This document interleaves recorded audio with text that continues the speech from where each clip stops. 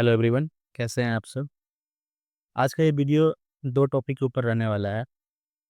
पहला, जो एसएससी का जो नया नोटिस आया था जिसमें वो एग्ज़ाम के रिगार्डिंग जो एग्ज़ाम का जो इंटरफेस होगा उसके रिगार्डिंग जो इन्फॉर्मेशन दिया गया था।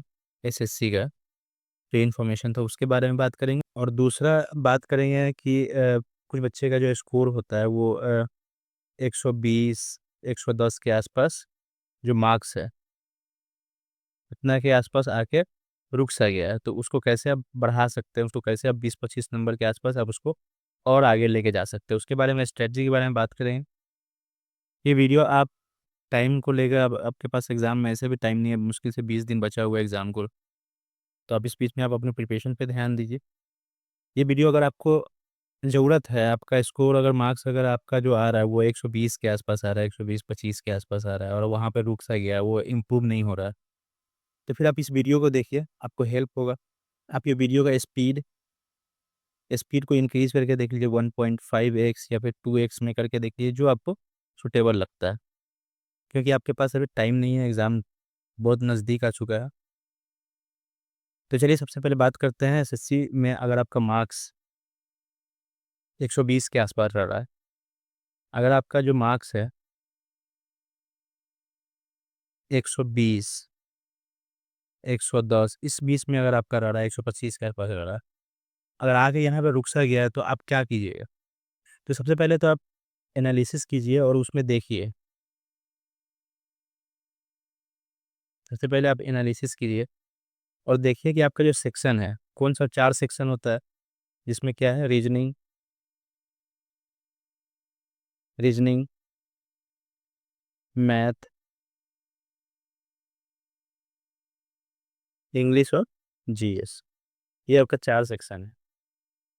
इस 4 सेक्शन में आप देखिए कि सबसे ज़्यादा आपका मार्क्स कहाँ आ रहा है और किसमें मार्क्स आपका नहीं आ रहा है, कम आ रहा है। सबसे पहले आप देखिएगा, मेरा पहला पॉइंट ये होगा कि आप रीज़निंग के ऊपर सबसे पहले ध्यान दीजिए। रीज़निंग में क्या देखना है कि मार्क्स आपका क्या आ रहा है। रीज़निंग में आप 40, 45 के आसपास स्कोर कर पा रहे हैं कि नहीं कर पा रहे हैं। एटलीस्ट कम से कम 40-45 के आसपास स्कोर करना बनता है आपका। तो रीज़निंग में आप अगर मार्क्स 40-45 प्लस कर रहे हैं, तो सिर्फ़ यहीं पे बात आपका ख़त्म नहीं हो जाता है। दूसरा चीज़ ये देखिए कि टाइम क्या आप ले रहे हैं। जो सबसे बड़ा इम्पोर्टेंट फैक्टर होता है टाइम। क्योंकि इसको बहुत लोग नज़रअंदाज कर रहे थे कि चलिए मेरा स्कोर तो आ रहा है 40-45 प्लस आ रहा है, स्कोर फुट आ जा रहा है, 45 स्कोर आ जा रहा है, तो इसमें तो कोई तरह का दिक्कत नहीं है, लेकिन दिक्कत हो सकता है वहाँ पे। आप टाइम पे भी ध्यान दीजिए। जब आप एनालिसिस करते हैं, तो उसमें सबसे देखिए कि रीज़निंग में मेरा कितना टाइम गया है। क्योंकि रीज़निंग में आपको स्कोर तो मैक्सिमाइज़ करना ही है, टाइम को भी कम से कम टाइम में करना होगा। तभी जाके आप दूसरे सब्जेक्ट पे, दूसरे सेक्शन पे आप ध्यान दे सकते हैं। सिर्फ़ रीज़निंग में स्कोर करके आप टाइम बहुत ज़्यादा किल कर दिया, फिर मान लेते हैं इसमें 20 मिनट लेके आप कर रहे हैं, स्कोर कर रहे हैं, तो उससे कोई फ़ायदा हो होगा नहीं, क्योंकि वो और सब्जेक्ट पे प्रेशर बढ़ा देता है, और भी जो सेक्शन है उसपे प्रेशर बढ़ा देता है, अब उसके चक्कर में आप बहुत ज़्यादा सिली मिस्टेक करते हैं। तो उसके लिए ज़रूरी है कि आप रीज़निंग का टाइम को कम से कम करिए। जैसे कि इसका 12 से 15 मिनट, अगर आसान पेपर है तो 12 मिनट में कर दें, नहीं तो 15-16 मिनट, इससे ज़्यादा आपको नहीं जाना चाहिए रीज़निंग को लेके। क्योंकि ये टाइम आपको बहुत ज़्यादा हो गया, 15 से 15 मिनट के आसपास आप रीज़निंग में दे रहे हैं।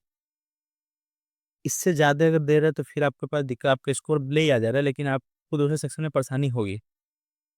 तो उन सब परेशानी से बचने के लिए आपको सबसे पहले ये देखना है कि आप रीज़निंग में कितना कम से कम टाइम में कर पा रहे हैं। आप इसमें अगर कम टाइम दीजिएगा तो उसके बाद आपका बचता है मैथ और इंग्लिश। तो मैथ और इंग्लिश में क्या होगा कि बहुत सारे बच्चे का मैथ अच्छा होता है तो इंग्लिश नहीं, इंग्लिश अच्छा होता है तो मैथ नहीं। तो जिसका मैथ अच्छा होता है, तो वो क्या करता है कि मैथ में टाइम कम लगता है, स्कोर को मैक्सिमाइज़ करता है, स्कोर को मैक्सिमाइज़ करता है। जो जिसका इंग्लिश अच्छा होता है वो इंग्लिश के स्कोर को मैक्सिमाइज़ करता है। तो ये दोनों केस में इस तरह से होता है, और उसके बाद बच जाता है जीएस। जीएस में कई बार क्या होता है ना कि आप 5 मिनट लास्ट का बचा के रखते हैं कि हाँ, इस 5 मिनट में हम जीएस को देख लेंगे। कभी-कभी 5 मिनट थोड़ा कम पड़ जाता है, क्योंकि जीएस में क्या लगता है कि बस आप क्वेश्चन पढ़े, टिक मारे, आगे बढ़े। कभी कभी क्वेश्चन को क्या होता है ना कि पढ़ के थोड़ा सा समय लेना पड़ता है अपने आप को वो याद दिलाने के लिए कि हाँ ये क्वेश्चन उन्होंने कभी पढ़ा है, या फिर ये करने के लिए, तो उसमें कुछ टाइम लगता है। तो आप जब ऊपर ये वाले सेक्शन में आप जब टाइम अगर सेव कीजिएगा, तभी जाके आप जीएस में एक अच्छा खासा टाइम दे पाइएगा, मतलब ठीक ठाक टाइम दे पाइएगा, जब आप जीएस को अच्छे से कर पाए। नहीं तो फिर वही है कि 25% में तुक्का मारे आगे बढ़ते गए, तुक्का मारे आ रहा नहीं आ रहा, तुक्का मार के आगे बढ़ते रहे। आप उसको थोड़ा देर देकर उसको समझने का टाइम आप नहीं दे सकते, क्योंकि उसके चक्कर में क्वेश्चन छूट जाएगा। तो उसके लिए होगा कि आप रीजनिंग में टाइम कम लगाएं।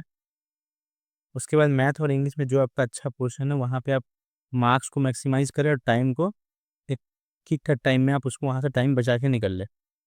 जो भी पोर्शन आपका नहीं अच्छा है उसमें आप वो एक्स्ट्रा टाइम उसमें लगा सकते हैं जो आप बचा रहे हैं। तो जो आपका स्ट्रॉन्ग पोर्शन है वहाँ से आप अगर टाइम सेव करते हैं, तो जो आपका वीक पोर्शन है वहाँ पर टाइम लगा दीजिए। तो उससे क्या होगा कि आप जो है ना स्कोर को बढ़ा सकते हैं। और जीएस का ये है कि जीएस, तो ये जीएस जो है कई बार एग्जाम के ऊपर भी डिपेंड करता है। तो ये एग्जाम के ऊपर डिपेंड करता है कि क्वेश्चन किस तरह का पूछा है। तो अभी जो आप अगर 120 120 कर रहे हैं स्कोर आप, तो आपको इसको बढ़ा के लगभग 140 150 के आसपास, 150 के आसपास स्कोर कर लेंगे तो आपके लिए बेहतर होगा। क्योंकि कटअप जो पिछले बार देखे थे हम लोग, पिछले 2 साल से कटअप जो है वो कटअप है 150 के आसपास रह रहा है। तो इस बार आप कटअप तो अनुमान नहीं लगा सकते, क्योंकि ये बहुत जल्द है कि क्यों कटअप उस पर आप अनुमान लगाए कि आप क्या कटअप आएगा नहीं आएगा। अभी एग्जाम भी नहीं हुआ। क्वेश्चन के ऊपर डिपेंड करता है कि क्वेश्चन किस तरह का पूछा गया है, क्वेश्चन पहले के जैसा पूछा गया है या फिर क्वेश्चन को थोड़ा चेंज किया गया है, लेवल को थोड़ा बढ़ाया गया, तो उसके ऊपर डिपेंड करता है कटअप क्या रहेगा कटअप नहीं रहेगा। तो इसके ऊपर डिपेंड नहीं करता है, लेकिन अगर जो पहले की तरह क्वेश्चन अगर आया, हम लोग उम्मीद करते हैं कि अगर पहले की तरह क्वेश्चन अगर आया, तो उस पेस में आपका 140 150 आपका सेफ स्कोर हो सकता है। मतलब सेफ स्कोर ये नहीं कि इससे कम होगा तो आपका नहीं होगा। मेरे कहने का मतलब सेफ स्कोर ये होगा कि आप बेफिक्र आप मेंस का तैयारी कर सकते हैं यहाँ पे स्कोर होने के बाद, क्योंकि वो आप बॉर्डर पे नहीं है कि हाँ रिजल्ट आएगा पता नहीं होगा कि नहीं होगा तो फिर मेंस का तैयारी करेंगे। तो इसके लिए आपको 140 150 के आसपास स्कोर कर लेंगे तो आप सेफ रहेंगे। कटअप देख रहे हैं, कटअप हमेशा कुछ ना कुछ पढ़ के आ रहा है, कटअप बहुत हाई जा रहा है।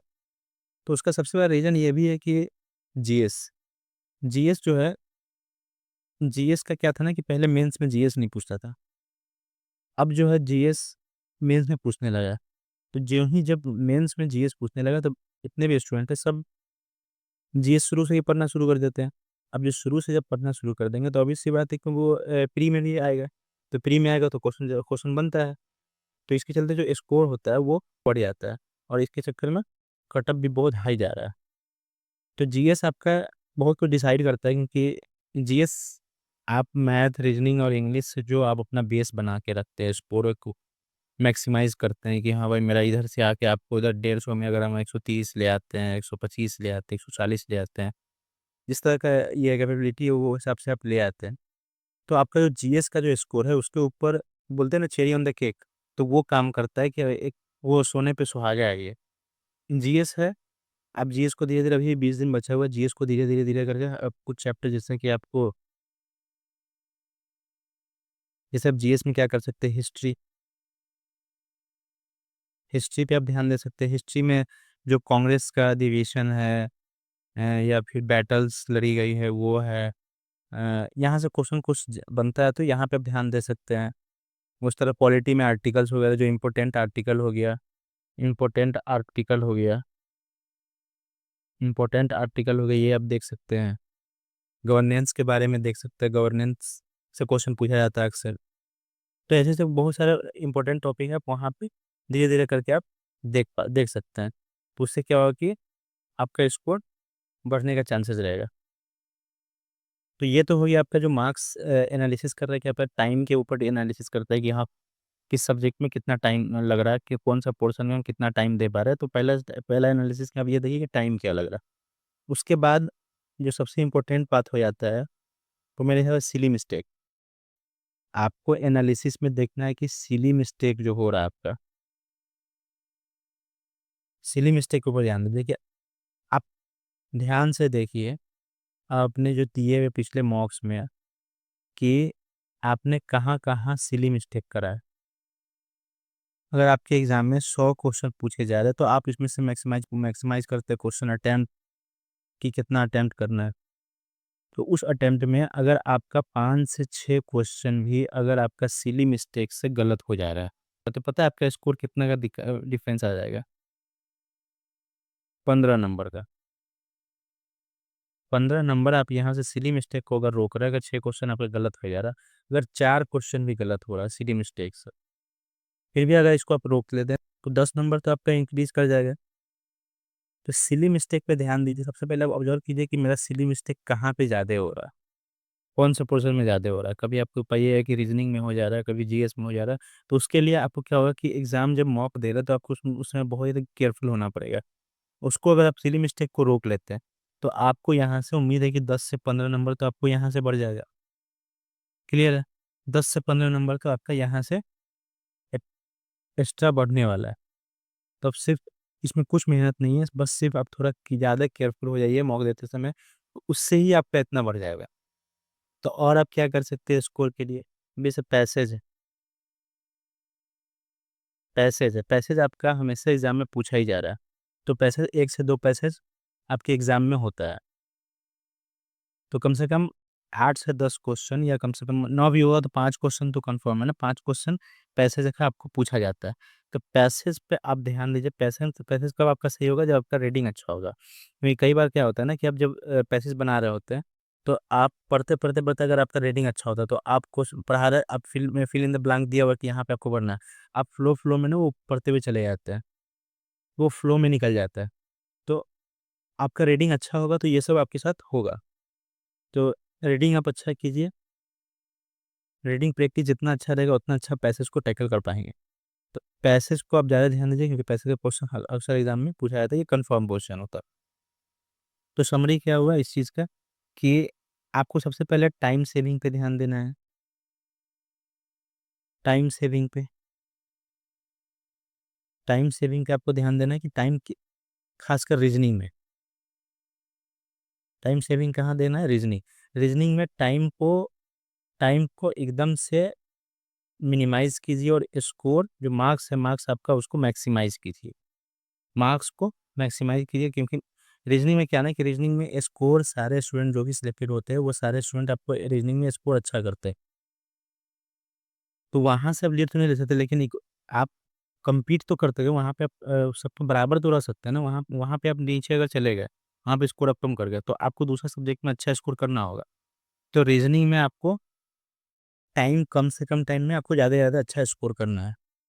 तो रीजनिंग में आप ज़्यादा टाइम अगर बर्बाद किए तो दूसरे सब्जेक्ट दूसरा जो सेक्शन है उसमें आपको परेशानी हो सकता है। तो उसके आपके सेक्शन में आप चांसेस बहुत ज़्यादा हो जाता है कि आप अगर टाइम आपके पास कम बचेगा बाद में, तो आप दूसरे सेक्शन में बहुत ज़्यादा सिली मिस्टेक कर लीजिएगा और ज़बरदस्ती अटेम्प्ट के चक्कर में आपका बहुत सारा क्वेश्चन गलत भी हो जाता है। तो जो ही आपका रीजनिंग में टाइम सेविंग कीजिएगा तो दूसरा पहला तो ये हो गया, दूसरा क्या हो जाएगा?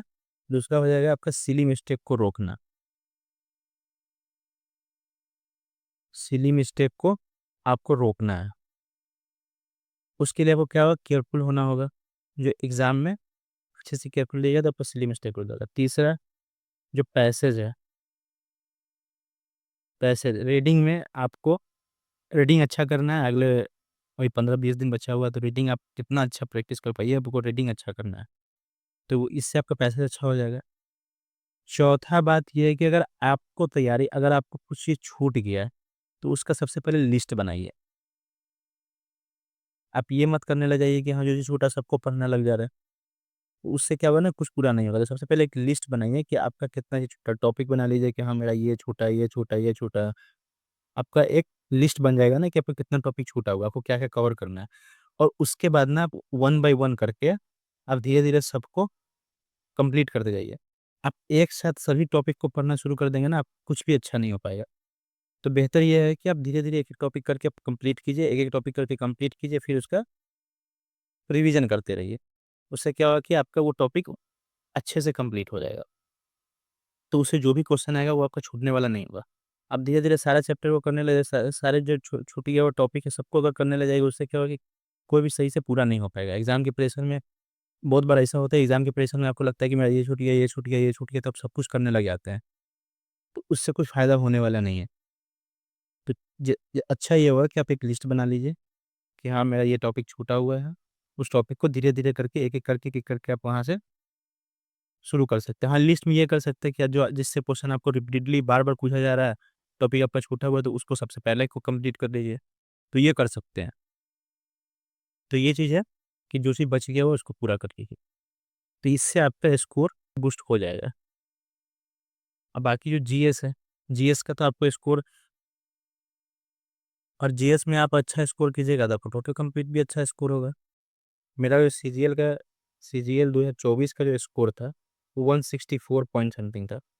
तो इस वाले केस में इसमें इसलिए स्कोर अच्छा गया था क्योंकि मेरा जो जीएस का स्कोर था, जीएस का स्कोर ये आ गया था 30 के आसपास। तो जीएस का स्कोर आने की वजह से ये स्कोर इतना चला गया, नॉर्मलाइजेशन आफ्टर नॉर्मलाइजेशन है। तो मेरा ये स्कोर था। तो जीएस में नंबर बढ़ने के चलते फाइनल स्कोर अच्छा हो गया था। चलिए ये तो हो गया स्कोर के बारे में कि आप मैं स्कोर को कैसे बूस्ट कर पाइएगा। थोड़ा-सा इन्फॉर्मेशन इसके बारे में दे देता है कि एसएससी जो नया मॉक दिया है उसमें बताया गया कि मेरा जो नया इंटरफ़ेस होगा एग्ज़ाम में वो इस तरह का होगा। तो उसके बारे में देख लेते हैं। तो ये तो हो गया मेरा स्कोर जो कि 164 के आसपास था प्री में। तो उसके बारे में तो चलिए अब ये बात करते हैं कि जो नया एसएससी का इंटरफ़ेस आया है तो उसमें किस तरह का इस तरह का कुछ दिख रहा है इंटरफ़ेस पे। तो इसमें क्या है ना कि आपका रोल नंबर यहाँ पे दिखेगा, और पासवर्ड में जो पहले हम लोग डेट ऑफ बर्थ डालते थे, पहले डीओबी दिया रहता था पासवर्ड में जिसमें डीडी, एमएम, वाईवाई इस फॉर्मेट में डेट ऑफ बर्थ होता था और इसको पासवर्ड बना के यूज़ करते थे, लिखे थे इसमें। तो इस बार जो पासवर्ड है पता नहीं शायद इसका कुछ इस तरह का पासवर्ड ऊपर में दिया हुआ, तो ये शायद पासवर्ड नया कुछ देगा, यूनिक पासवर्ड होगा, जो आपको पासवर्ड देके आपको लॉगिन करना होगा। तो इसका ध्यान रखिएगा। तो अगला इस तरह का इंटरफ़ेस कुछ खुलेगा जहाँ पे आपका रोल नंबर होगा, आपका नाम होगा और एग्ज़ाम डेट लिखा रहेगा। एग्ज़ाम डेट लिखा रहेगा और यहाँ पे आपको 2 फ़ोटो होगा, जो एक एग्ज़ाम सेंटर पे जो वहाँ बायोमेट्रिक के इसमें फ़ोटो खिंचाया जाता है वो फ़ोटो होगा, और एक एप्लीकेशन में जो फॉर्म में फ़ोटो दिया गया है वो फ़ोटो होगा, और ये दोनों फ़ोटो यहाँ पे आपको पूरे एग्ज़ाम टाइम में दिखता रहेगा। फिर आप जो ही कंटिन्यू करेंगे तो फिर वो एक सेंटेंस आएगा जो एक कमीशन कॉपी पे भरना होता है। फिर उसके बाद कंटिन्यू करेंगे तो वो इस तरह का इंटरफ़ेस जब क्वेश्चन खुल के आएगा तो ये होगा। यहाँ पे आपको दोनों फ़ोटो कंटिन्यू दिखता रहेगा, यहाँ पे टाइमर चलता रहेगा, और यहाँ आपके पास इस साइड में जो पहले अभी इस साइड में हुआ करता था, अब इस साइड में यहाँ पे आपको क्वेश्चन नंबर के साथ पूरा वो यहाँ पे दिया रहेगा क्वेश्चन नंबर, और पार्ट ए, पार्ट बी मतलब जो चारों सेक्शन है, चारों सेक्शन यहाँ पे दिया रहेगा। यहाँ पे क्वेश्चन पर टिक कर देंगे तो यहाँ पे ग्रीन कलर का हो जाएगा, अगर मार्क्स टू रिव्यू करेंगे तो वो रेड कलर का हो जाएगा। नहीं, वो रेड हो जाएगा अगर आप मार्क्स टू रिव्यू करेंगे, मार्क्स को रिव्यू करेंगे तो। अगर क्वेश्चन नहीं बना, क्वेश्चन को स्किप किए तो वो ब्लू ही रहेगा। और यहाँ पे जो पहले सेव एंड नेक्स्ट होता था, अब इसको यहाँ पे लिखिएगा सेव एंड नेक्स्ट, तो मतलब यहाँ पे टिक लगाना है, यहाँ पे सेव एंड नेक्स्ट करना है, तो वो है। तो आप इसके बारे में ज़्यादा वरीड नहीं हो कि हाँ मतलब नया इंटरफ़ेस है तो एग्ज़ाम कैसे दें, कुछ नहीं होगा। आप जिस भी प्लेटफ़ॉर्म पे मॉक दे रहे हैं, आप वहाँ देते रहिए। एग्ज़ाम का नया इंटरफ़ेस है, कोई बात नहीं, यहाँ पे पहले सेव एंड नेक्स्ट हो रहा था, यहाँ पे सेव एंड नेक्स्ट हो गया, तो उससे क्या फ़र्क पड़ता है? यहाँ पे वो आप जब भी जब एग्ज़ाम देने जाएँगे तो 2, 4, 5 क्वेश्चन, 6 क्वेश्चन करने के बाद आप ऑटोमेटिकली वो मसल मेमोरी में सेट हो जाता है कि अच्छा यहाँ से यहाँ करना है, यहाँ से यहाँ करना है, यहाँ से नेक्स्ट करना है, तो वो फिक्स हो जाता है। उससे पहले आपको अब ये मत करने लग जाइए कि हाँ, इसके चक्कर में आप नया-नया दूसरा मॉक देने लग जाइए, फिर आप जो मॉक लॉन्च हो रहा है, फिर उसमें आप एनरोल कीजिए, फिर वहाँ पे उस मॉक के चक्कर में पड़ जाइए। तो उससे अच्छा है कि आप अपना प्रिपरेशन पे ध्यान दीजिए, क्वेश्चंस का अटेम्प्ट ज़्यादा बढ़ाइए, क्वेश्चन प्रैक्टिस कीजिए क्योंकि उसमें टाइम कम लगे। तो इस तरह का प्रैक्टिस आप कीजिए। ये सब स्टेप में मत फँसिए कि हाँ, इंटरफ़ेस चेंज हो गया तो अब नया मॉक देने लग जाए, अ, नया कोई मॉक खरीद के फिर आप वहाँ से देने लग जाइए, किसी दूसरे प्लेटफ़ॉर्म पे। तो उससे बेहतर है कि आप जहाँ सब्सक्रिप्शन लिए हुए हैं, जिस मॉक को आप दे रहे हैं, वो मॉक देते रहिए, वो आपका इनफ़ है। बाकी इंटरफ़ेस बहुत ज़्यादा मायने नहीं रखता, क्योंकि एसएससी में जो एग्ज़ाम देते हैं वो और भी एग्ज़ाम देते हैं, तो वहाँ इंटरफ़ेस अलग होता है, फिर भी एग्ज़ाम देते हैं ना। तो वो होगा कि आपका यहाँ पे टिक मारना है और फिर यहाँ जाके 7 ने करना है। तो वो 3, 4, 5 क्वेश्चन, 6 क्वेश्चन का अटेम्प्ट करने के बाद अपने आप वो मसल मेमोरी में फिट हो जाता है कि आपको वो करने लग जाइएगा। ये कोई बहुत बड़ा चीज़ नहीं है, इसके बारे में आप ज़्यादा परेशान ना होइए। तो ये तो हो गया आज का इन्फॉर्मेशन, ये थोड़ा-सा इन्फॉर्मेशन था। आप स्ट्रैटेजी देखिए, स्ट्रैटेजी आप अप्लाई करके देखिए।